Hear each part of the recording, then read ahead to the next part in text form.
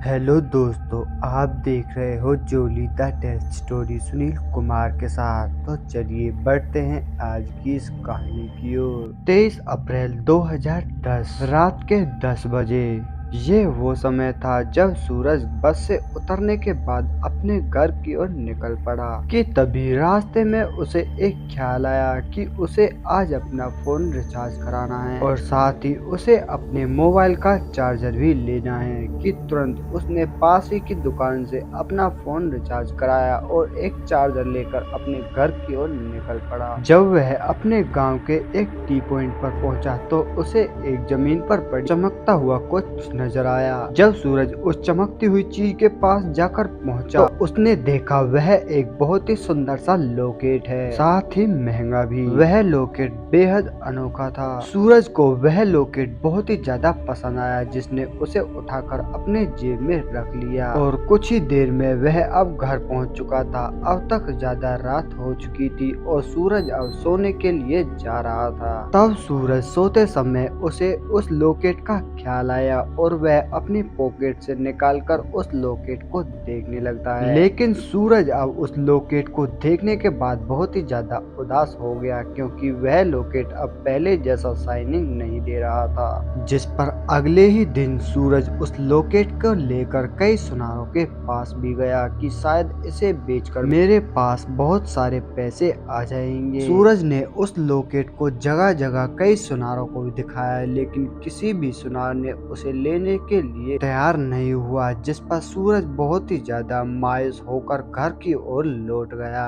घर पहुंचते ही सूरज उस लॉकेट को अच्छी तरह निहारता है और कुछ देर बाद उसे अपने गले में पहन लेता है, यह देखने के लिए कि आखिर मेरे गले में यह लॉकेट कैसा लगता है। जैसे ही सूरज ने उस लॉकेट को अपने गले में डाला कि वह लॉकेट उसके गले में डालते ही अचानक से पहले की तरह जलने लगा। उसे जलता देख सूरज बहुत ही ज्यादा खुश हो गया। उसके बाद सूरज खुशी खुशी से सो गया। लेकिन अचानक से सूरज की आंख खुलती है। सूरज ने टाइम देखा तो अब तक रात के 1:30 बज चुके थे, लेकिन वह उस रात बाथरूम करने के बाद दोबारा से अपने बिस्तर पर जाकर सो गया। सूरज को लेटे हुए अभी कुछ ही मिनट हुए ही थे कि अचानक से उसके अंदर घबराहट होने लगी, जिसके बाद सूरज घड़बड़ाता हुआ अचानक से खड़ा होता है। खड़े होते ही सूरज अब अपने चारों तरफ देखने लगता है, लेकिन उस वक्त सूरज को वहाँ कोई नहीं नजर आता। लेकिन अब सूरज को कुछ ऐसा महसूस होने लगा था कि जैसे उसकी गर्दन को कोई खींच रहा हो।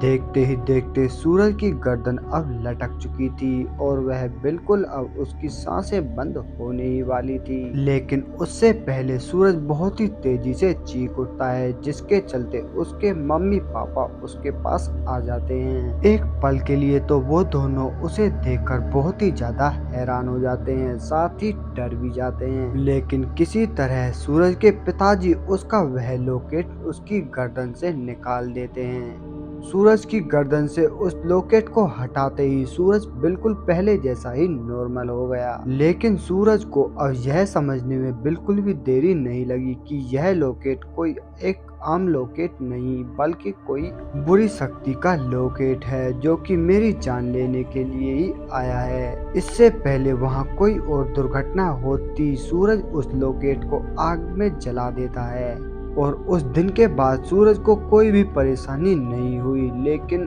उस लॉकेट की वजह से सूरज की गर्दन पर जो निशान पड़े थे वह उन निशानों को आज तक नहीं मिटा पाया, जिन्हें देखने के बाद सूरज के आज भी रोंगटे खड़े हो जाते हैं। तो दोस्तों, इस कहानी का शीर्षक यही है, हमें रास्ते में पड़ी किसी भी चीज को नहीं छूना चाहिए और घर तो बिल्कुल भी नहीं लेकर आना चाहिए, चाहे वो सोना चांदी ही क्यों ना हो। तो दोस्तों, इस कहानी में बस इतना ही। यह कहानी आपको कैसी लगी हमें कमेंट करके जरूर बताएं। साथ ही हमारी वीडियो को लाइक, शेयर और चैनल को सब्सक्राइब करना तो बिल्कुल भी न भूलें। तो मैं आपका दोस्त सुनील कुमार मिलता हूं आपसे बहुत जल्द एक और ऐसी सच्ची घटना के साथ। तब तक के लिए बाय एंड टेक केयर।